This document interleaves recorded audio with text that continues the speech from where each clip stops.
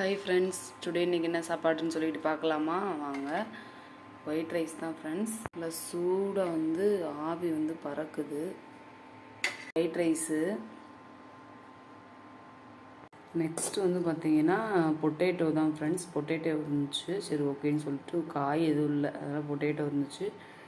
அதை அப்படியே நறுக்கி ஃப்ரை பண்ணியாச்சு. நெக்ஸ்ட் பார்த்தீங்கன்னா பூண்டு குழம்பு தான் ஃப்ரெண்ட்ஸ். எங்கள் வீட்டில் பூண்டு குழம்புல நல்லா முட்டை 2 முட்டை 3 முட்டை உடச்சி ஊற்றி வச்சா ரொம்ப பிடிக்கும். அதனால் 3 முட்டையை உடச்சி ஊற்றியாச்சு. வெள்ளைப்பூடு குழம்பு தான் பாருங்கள்.